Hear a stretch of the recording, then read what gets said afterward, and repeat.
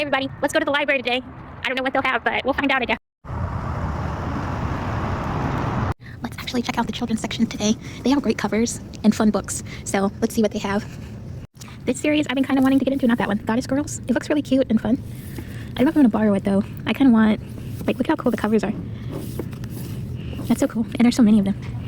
I used to be like super into Warriors as a kid, but I haven't read it in such a long time, but I used to get the books. Okay, I'm back in my car, and these are the books I got from the library. So a lot of these are like covers and nostalgia. So this is called Hungry Bones by Louise Hung. The cover looks amazing. It seems to be some kind of ghost story. It says, the door pauses. Whatever is on the other side heard me. And then it says, despite the oppressive Texas heat, my breath hangs in the air. A milky cloud, like it did on winter days in Maine. An icy cold creeps from the direction of the attic. Without thinking, I whisper into the dark, hello. So that looks cool.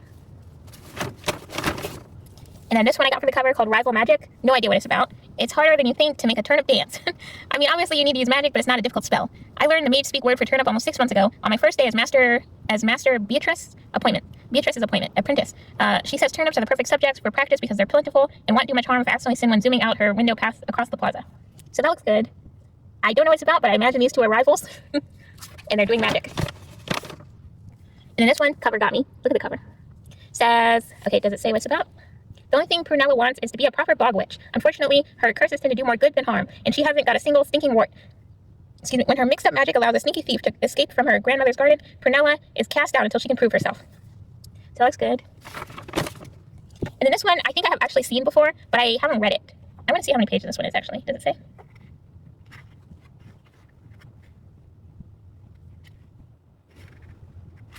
Okay, it's about 200 pages, but it's called The Lumbering Giants of Windy Pines.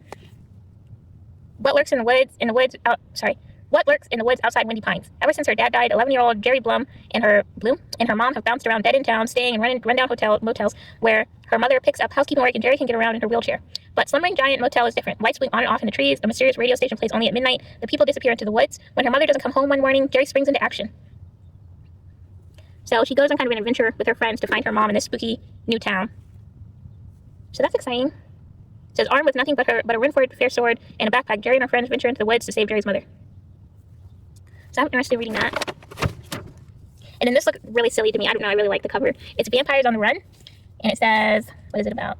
In the months after Quinny Boyd cracked the mystery of her missing teacher, she expected life in her small Maine town to snap back to normal. But two black-clad horror writers from New York City have arrived in Maiden Rock, and there's something not quite right about them. Seal and Edgar Waterman claim to get their stories from real-life Dracula-style vampire account. It's ridiculous, right? But after a series of strange events around town, Quinny starts to believe it. Sure, Seal and Edgar are pale, and they dress all in black, and they don't go near the sunlight, but could they really be vampires? So that was good. It might be a sequel. It says there's stuff, yeah, it says a Quinny Boyd mystery. So this might be a second book. But hopefully it's not like, it doesn't hinge on anything to be able to read this. And then this I got because I've been eyeing it. It's Zora and Me. It's about Zora Neale Hurston, but like reimagined. It says, when a young man's body is found by the railroad tracks, the murder and its mysterious circumstance threaten the peace and security of a small Florida town. Zora believes she knows who killed him, and she isn't afraid to tell anyone who will listen. Best Friend Carrie narrates his coming-of-age story set in the hometown of American author Zora Neale Hurston, drawing on Hurston's stories, novels, and life. And debut novelist Victoria Bond and T.R. Simon create an utterly convincing echo of a literary giant in this, the only project ever to be endorsed by the Zora Neale Hurston Trust that was not written by Hurston herself. So that looks pretty cool. I really like Zora Neale Hurston. I really like her books. So I don't know. I haven't met a Zora Neale Hurston book that I was like, I don't like this. I think every single one I've been like, this is amazing.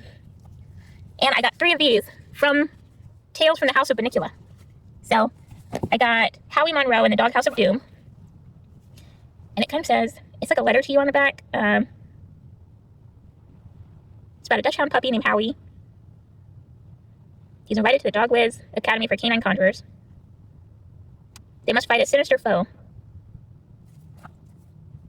So that looks interesting. I say that a lot. I gotta figure out something else to say. And then this one's called The Invasion of the Mind Swappers from Asteroid 6. So the cover looks amazing. It says, after I wrote my first book, it came from beneath the bed. Does it say what it's about? No. It's still about Howie and Delilah. It says, Delilah gets turned to a squirrel and has to beg for acorns.